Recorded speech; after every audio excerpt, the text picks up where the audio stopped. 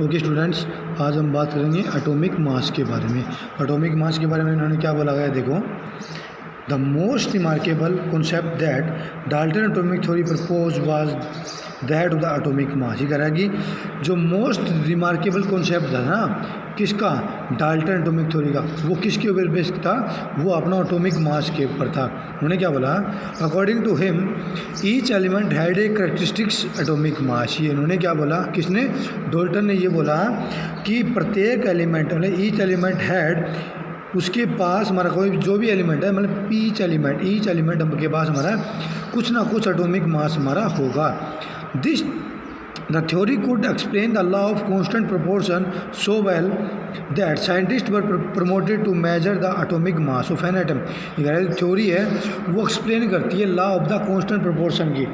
जो थ्योरी है वो एक्सप्लेन करती है किसको, law of constant proportion. Law of constant proportion क्या बोलता है कि हमारे जो एटॉमिक मासेज होते हैं, अपने जो रिलेटिव एटॉमिक मास हमारे किसके, एलिमेंट्स के, वो हमारे क्या होते हैं, होल नंबर होते हैं। ये हमने बात की थी बेटा प्रीवियस वीडियो के अंदर, आई होप ये आपको रिमेंबर होगा। उसके बाद देखो सो वेल, उसके बाद क्या बोला उन्होंने कहा, since determining the mass of an individual atom was literally difficult task. ये कह रहा है कि डिटरमाइन करना हमें मास प्रत्येक इंडिविजुअल एटम का, वो हमारा बहुत ही डिफिकल्ट टास्क था। Relative atomic mass were determined using the law of chemical combination and compound form. ये कह रहा है कि जो रिलेटिव एटॉमिक मास जो हम डिटरमाइन करते हैं यूजिंग किसको यूज़ करके, law of the chemical combination. एक बेटा हमारा लॉ होता है केमिकल कॉम्बिनेशन का एंड कंपाउंड फॉर्म। ठीक है, जो कंपाउंड हमारा बन रहा है उससे रिलेशन करें हम किसको, एटॉमिक मास को कैलकुलेट करने के लिए। यहाँ पर एग्जाम्पल के रूप में देखो बेटा, एग्जाम्पल के रूप में आपको एक्सप्लेन कर पाऊँगा मैं। देखो let us take the example of compound. इन्होंने कहा कि कार्बन मोनोऑक्साइड हमने एग्जाम्पल लिया, formed by carbon and oxygen. हमें पता है कि वो कार्बन और ऑक्सीजन से मिलकर बनेगा। It was observed experimentally that 3 gram of carbon combine with 4 gram of oxygen. ये क्या बोलता है कि एक्सपेरिमेंटली हमें क्या पता चला कि 3 ग्राम मेरा जो कार्बन है ना वो कंबाइन हो रहा है मेरा 4 ग्राम ऑक्सीजन के साथ में, और बना रहा है क्या, CO मतलब carbon monoxide. In other words carbon combine with 4/3 times its mass of oxygen. ये कह रहा है कि कार्बन मेरा कंबाइन होगा किसके द्वारा, 4/3 times of mass of the oxygen. इसको यहाँ पे देखो कॉपी के अंदर मैं समझा रहा हूँ बेटा। देखो इन्होंने क्या बोला कि 3 ग्राम मेरा मास है किसका, कार्बन का, और 4 ग्राम मेरा मास किसका है, 4 ग्राम मेरा मास है, 4 ग्राम मेरा मास किसका, ऑक्सीजन का। इन्होंने क्या बोला कि मगर मैं मान के चलूँ कार्बन का मास मुझे निकालना तो क्या निकलेगा, ये 3 ग्राम इसको कर दूंगा। तो ये कह रहा है कि जो कार्बन का जो मास होगा ना अपना, वो 4/3 ग्राम होगा किसके, mass of oxygen atom. I hope बेटा समझ में आया होगा। देखो 3 ग्राम मेरा इक्वल कर लिया मैंने, क्योंकि इक्वल दोनों कंपाउंड बेटा दोनों के दोनों देखो CO है वो एक मॉलिक्यूल पार्टिसिपेट कर रहे हैं। इसका मतलब है कि मैं इन दोनों को इक्वल कर रहा हूँ। अगर इक्वल कर रहा हूँ तो मैंने क्या लिखा, 3 ग्राम मास ऑफ कार्बन वो कंबाइन हो रहा है किसके साथ में, 4 gram of mass of oxygen. मुझे मास ऑफ कार्बन हमें अगर मैं निकालूँ किसके कंपेयर में, ऑक्सीजन के कंपेयर में, तो मेरा क्या हो जाएगा 4/3 mass of the oxygen atom. उसके बाद देखो उनके बाद क्या लिखा हुआ देखो, suppose we define the atomic mass unit. मान लो कि हमें एटॉमिक मास यूनिट डिफाइन करना है, उसको हम लिखते हैं AMU से। बेटा नाम याद रखना, AMU की फुल फॉर्म क्या होती है, atomic mass unit. But according to the latest IUPAC recommendation, ये कह रहा है कि हम बेटा एटॉमिक मास को है ना वो AMU के अंदर काउंट करते हैं, परंतु आज के टाइम में जो अभी लेटेस्ट जो IUPAC एक संस्था होती है बेटा, IUPAC एक संस्था होती है जैसे हमारी SSC वगैरह जो संस्था होती है जो एग्ज़ाम वगैरह कंडक्ट कराती है, उसी प्रकार जो केमिस्ट्री बेटा एक संस्था है जो हमें डिफाइन करती है जितने भी लॉ है अपने, जो भी कुछ हमें एक्सेप्ट करना हो, जो कुछ भी हो हमारा, वो हमारा IUPAC डिसाइड करता है। इट नाउ कहता है कि AMU को हम U की फॉर्म में हम आजकल लिखते हैं। उसके बाद क्या बोला, AMU मेरा क्या हो जाएगा, is equal to the mass of 1 carbon atom. उसके साथ क्या बोला कि जो AMU है ना 1 AMU वो हमारा कितना हो जाएगा, 1 कार्बन एटम के मास के बराबर। Then we would assign carbon as atomic mass of 1 AU। इन्होंने क्या बोला कि हम यहाँ पर है ना कार्बन का एटॉमिक मास है वो 1 लेके चल रहे हैं और ऑक्सीजन का एटॉमिक मास अपना कितना हो जाएगा 1/3, क्योंकि मैंने क्या किया, क्योंकि उसको मैं डिवाइड कर रहा हूँ बेटा 4/3 कर रहा हूँ। इसका मतलब ये हुआ कि मैं 4/3 करूँ तो मेरी वैल्यू कितनी आएगी 1.33। देखो उसके बाद देखो, however it is more convenient to use this number and whole number and near the whole number. ये कह रहा है बेटा ये हमारे लिए मोर कॉन्वेंट रहेगा कब, जब हम इसको होल नंबर के रूप में लेके चलें, क्योंकि इन्होंने क्या दिया है 1.33 ऐसा कुछ। तो बेटा इसको वैसे कैलकुलेट करना थोड़ा डिफिकल्ट होता है, मतलब न्यूमेरिकल वगैरह में, तो इसलिए हम क्या करते हैं इसको होल न्यूमेरिकल की फॉर्म के अंदर इसको यूज़ करने की कोशिश करते हैं। उसके बाद क्या बोला देखो,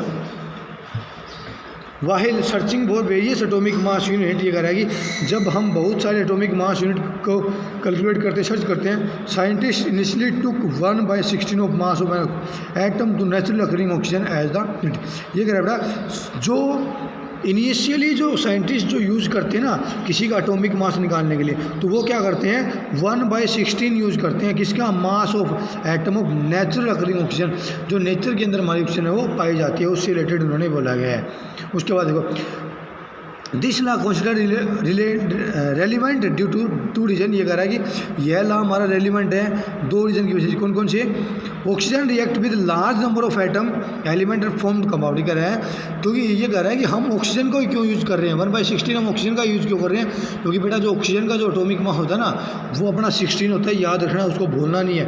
ऑक्सीजन का एटॉमिक मास 1/16 होता है, जिसके कंपेयर में ऑक्सीजन का हम मतलब कोई भी हमने कंपाउंड नया डिस्कवर किया है उसको हम ऑक्सीजन के कंपेयर के अंदर क्या करेंगे, काउंट करेंगे। उसके बाद इन्होंने क्या बोला कि हम ऑक्सीजन को ही क्यों यूज़ कर रहे हैं, ऑक्सीजन को यूज़ इसलिए कर रहे हैं क्योंकि ऑक्सीजन है वो रिएक्ट करेगा large number of element and form the compound, क्योंकि ऑक्सीजन है वो बहुत सारे कंपाउंड के साथ रिएक्ट करेगा और लार्ज नंबर ऑफ कंपाउंड हमारे बनाएगा। This atomic mass unit give the mass of the most of element as the whole number.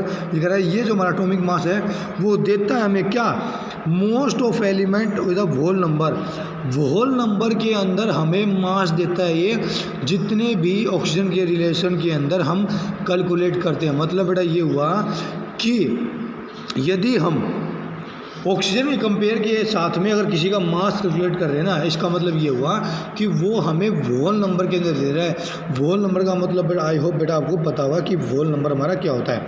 उसके बाद देखो, however in 1961 for universally accepted atomic mass unit.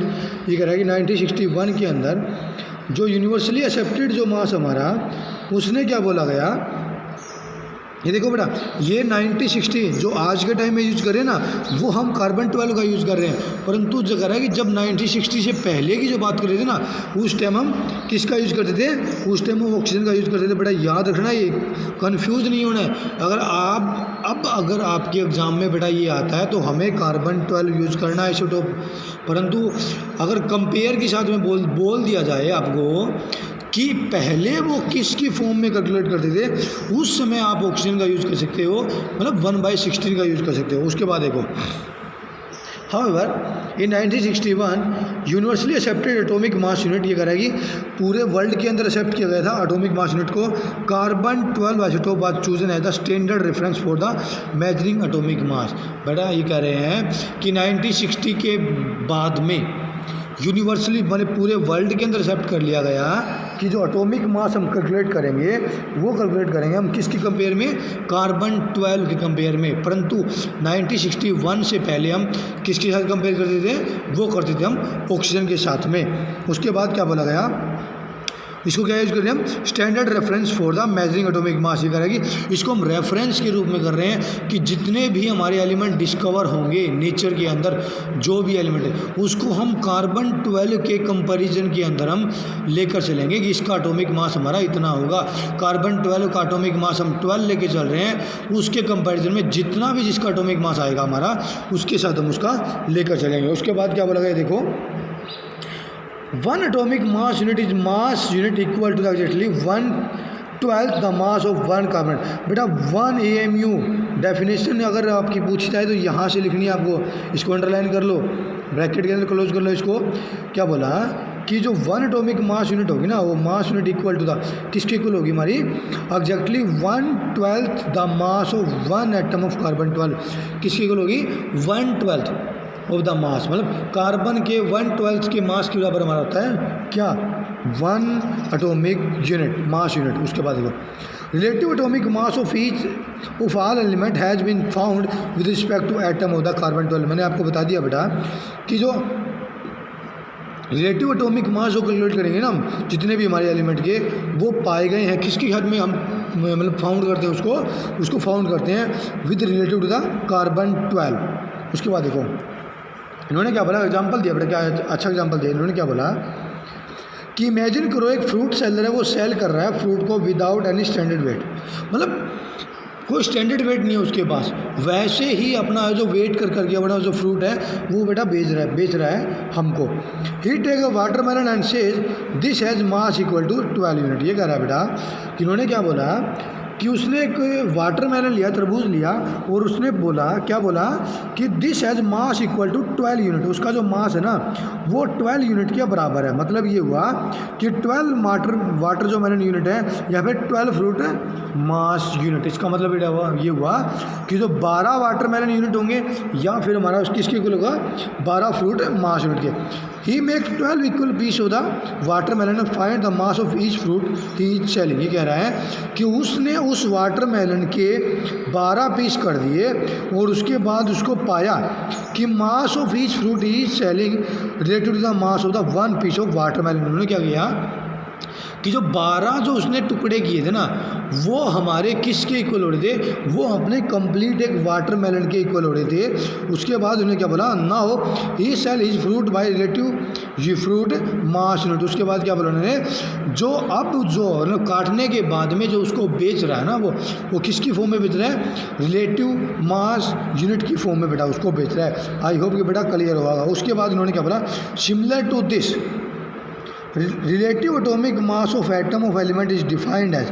ये कह रहा है कि रिलेटिव एटॉमिक मास है ना वो हमारे कोई भी एलिमेंट का डिफाइन कैसे होगा। उन्होंने क्या कहा, the average mass of an atom, average mass एक एटम का compared to 1/12 the mass of 1 carbon 12 atom. इन्होंने क्या कहा, जो रिलेटिव एटॉमिक मास हमारा होगा वो क्या होगा, वो हमारा एवरेज मास होगा किसी भी एटम का, किसके कंपेरिजन में 1/12 मास होगा 1 कार्बन 12 एटम, 1 कार्बन 12 एटम का हमारा क्या होगा, एवरेज मास होगा। आई होप कि बेटा क्लियर हुआ होगा। थैंक यू बेटा and have a nice day. और उसके बाद हम नेक्स्ट वीडियो में स्टडी करेंगे नेक्स्ट टॉपिक बेटा।